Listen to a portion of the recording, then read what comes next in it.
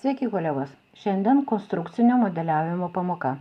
Noriu Jums parodyti, kaip iš tiesaus sijono, paprasto sijono, prieki 2 įsiuvai, nugaroj 2 įsiuvai, pieštukas, tiesus siluetas, kaip padaryti va štai tokį A silueto sijoną.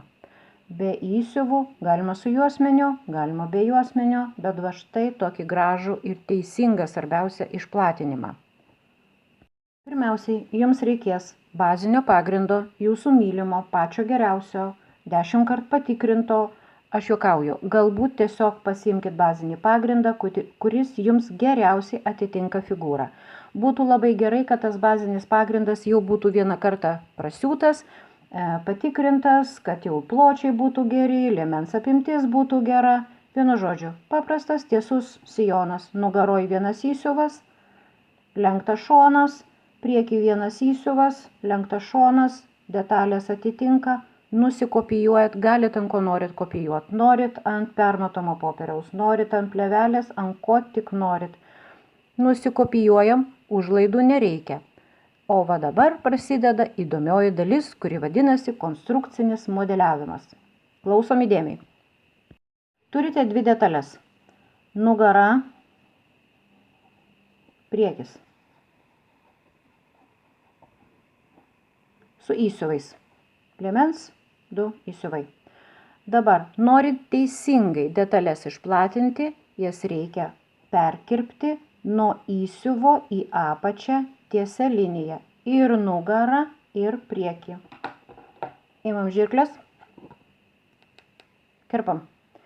Linijos tiesumas neturi jokios reikšmės. Galit nusibrėžti su liniuote, bet jūs turite perkirpti taip, kad iki įsiuvo liktų 1 milimetras. Vienu žodžiu, įsiuvas laikosi per plauką, o gali ir apskritai atsiskirti. Nuo to blogiau nebus. Kerpam priekį. Jei nedažnai kerpat, nusibrėžkit liniją. Perkirpom.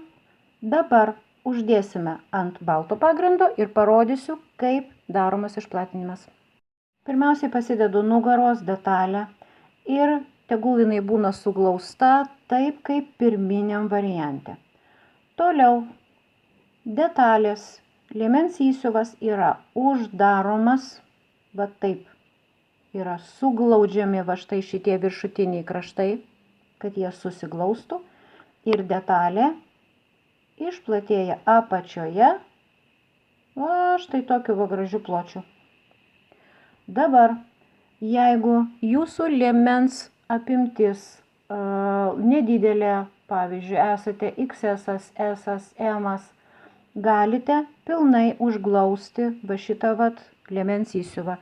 Jeigu jūsų dydis yra nuo XL ir taip toliau ir dar gražesnis, tada būtų gerai, kad jūs paliktumėte maždaug nuo 1,5 iki 2 cm tokį vat mažiuką liemens įsiuvuką. Šitas įsiuvukas yra labai geras ir labai tinkamas, jeigu yra gana iškilus sėdmenys. Vadinasi, jis leis jums gražiai apgaubti iškiliausią sėdmenų vietą.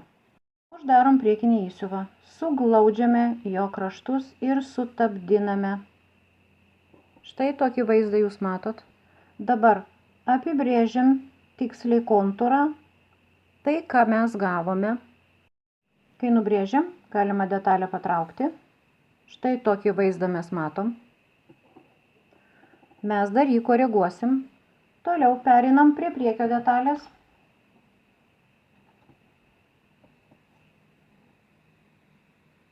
Su priekio detale darome lygiai tą patį.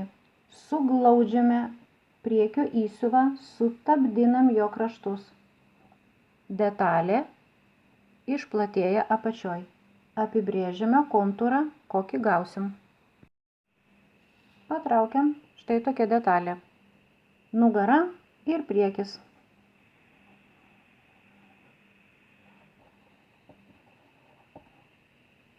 Specialiai liemens linijoje palikau neteisingas linijas, kurios yra kaip defektas, lekalų trūkumas.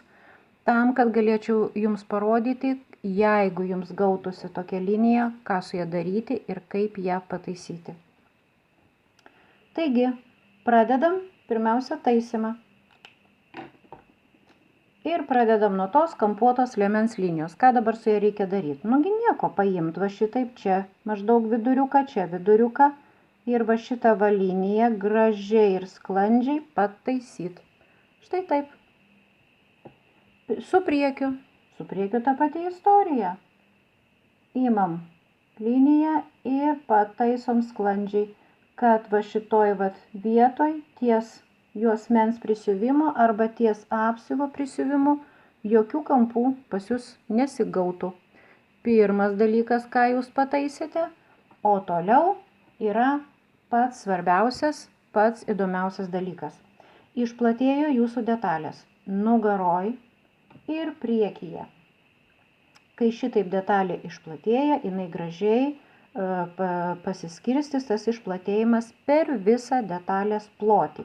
Bet yra viena labai svarbi taisyklė.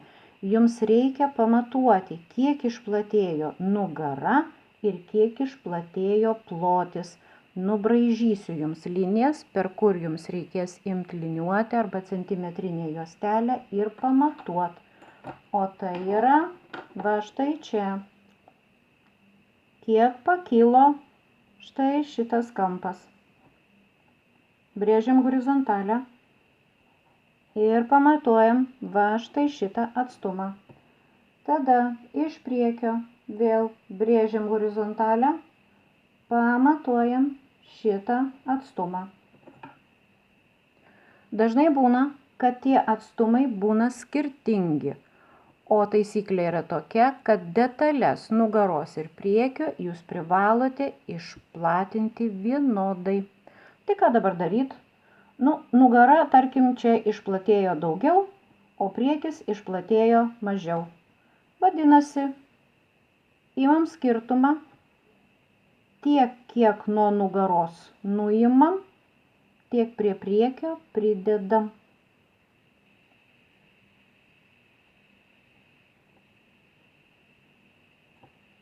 Nuo nugaros nuimam, prie priekio pridedam.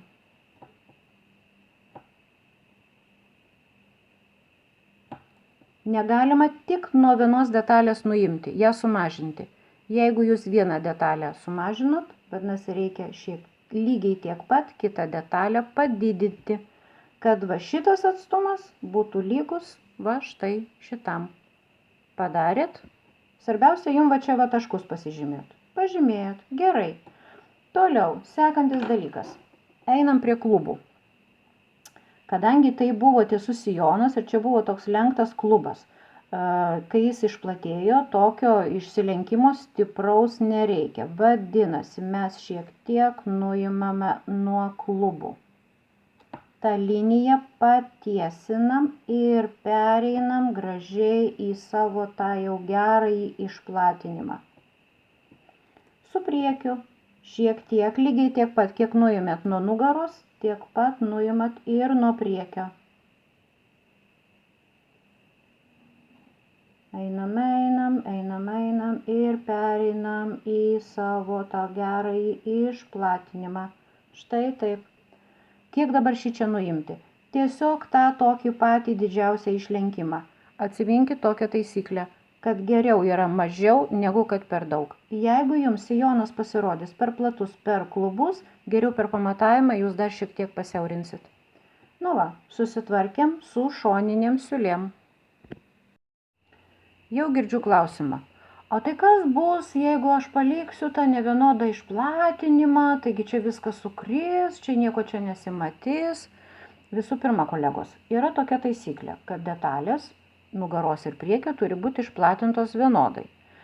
Yra išimčių, kai jos yra platinamos ne vienodai, bet čia jau truputėlį sudėtingesnis lygis. Jeigu mes šnekam apie bazinį va tokį paprastą sijoną, jums rekomenduočiau padaryti, kad tos detalės apačioj būtų vienodo pločio. Tam, kad šoninė siūlė eitų tiksliai per jūsų šoną ir jinai nebūtų pasisukus nei į nugarą, nei į priekį. Ir kad jinai būtų tiksliai vertikali. Tikiuosi, į jūsų klausimą atsakiau. Dabar toliau. Nu ką, belieka mums tik tai gražiai apiforminti va štai šitą kampuotą apačią. Į va tokius va išsikišusius kampus jau nekreipiam dėmesio ir brėšime gražią lenktą liniją. Dabar kaip ją reikia brėžti? Svarbiausias momentas. Čia turi būti status kampas ir čia turi būti status kampas. Čia šiek tiek tų kampų nuimam ir braižom. Ir suvažiuojam. Va taip va. Linija turi gautis ne tiesi, o tokia švelniai lenkta. Taip. Su priekiu ta pati istorija. Status kampas. Šiek tiek nuimam nuo šitų kampų ir išbraižom lenktą liniją.